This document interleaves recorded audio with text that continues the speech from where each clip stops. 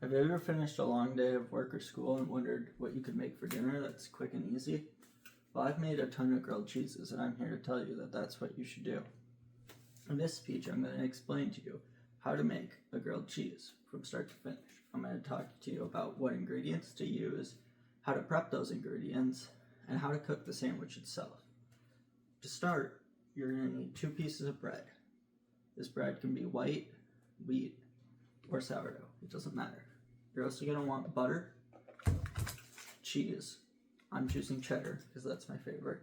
You're going to want a knife to cut your cheese and a knife to spread your butter. You're also going to want a cutting board. You're also going to want a non-stick pan and heat it and preheat it to medium heat. We're going to butter. First, we're going to butter the outsides of the bread.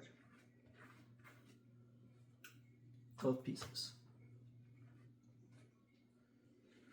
According to Serious Eats, buttering the outside of the bread is actually what leads to that crispy golden color on the sandwich itself when you're cooking it. As we're buttering the bread, after we butter both sides of the bread, both bread pieces, we're going to cut 3 thin slices of cheese. It's very important to cut thin slices of cheese because if you cut your cheese too thick, it actually won't melt very well in your grilled cheese, and your grilled cheese will burn before it melts. So we're going to cut 3 thin slices. Then we're going to take each thin slice of cheese, layer it on just like so. And we're going to take, sorry about that. You're going to flip the bread first and place it on the inside where it's not buttered. And you're always going to have your buttered side facing out. Then we're going to take the sandwich so far that we've made and place it into a preheated pan.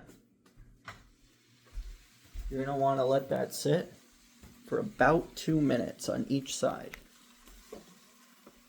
That's the important part. So we're going to set a timer for 2 minutes. You're also going to want to cover it with a lid. Covering it with a lid is what allows it to cook all the way through and melt that cheese efficiently. When cooking this thing with grilled cheese, it's very important to keep track of the cheese melting, but also the crust. You don't want to burn your crust. You want a nice golden brown on that crust, and that's going to be about your 2-minute marker.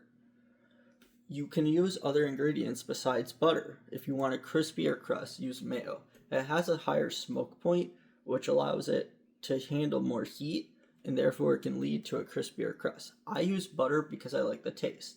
You also can use different cheeses. I'm using cheddar. You don't have to use cheddar. Cheddar is just an option. Some people prefer Swiss, some people prefer a spicier grilled cheese with hot pepper, and some people even have more on their grilled cheese than just cheese. Some people add meat to make it a full experience. So we're going to take, you're also going to need a spatula. We're going to take our spatula so far, and we're going to check the grilled cheese. Still crispy on each side. Very important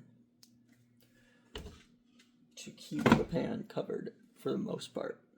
Doing this is what allows the cheese to melt fully, as I said before. About 25 seconds left here. I'm going to check it once more. Cheese is starting to melt. That's good. Depending on how you like your sandwich, cheese will be more melty or less melty. We're going to call it here, and we're going to flip the sandwich. Just like so.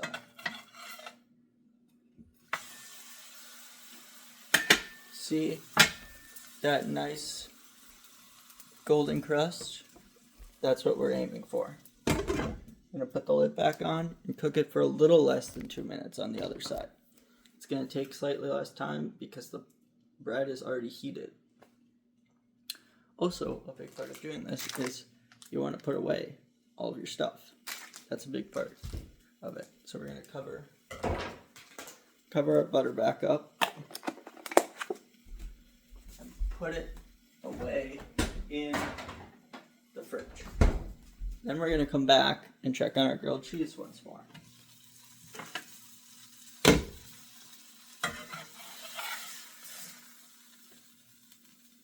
Looks melty and good to me.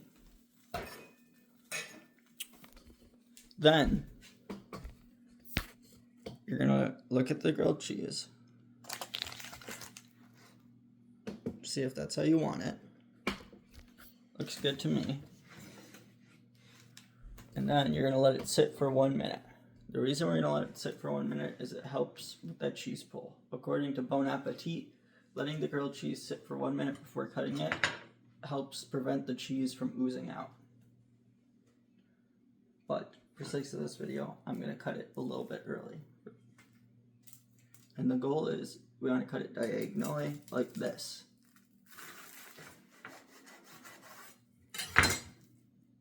And there you go, your perfect grilled cheese. Overall, grilled cheese is a super easy and super delicious dinner to make.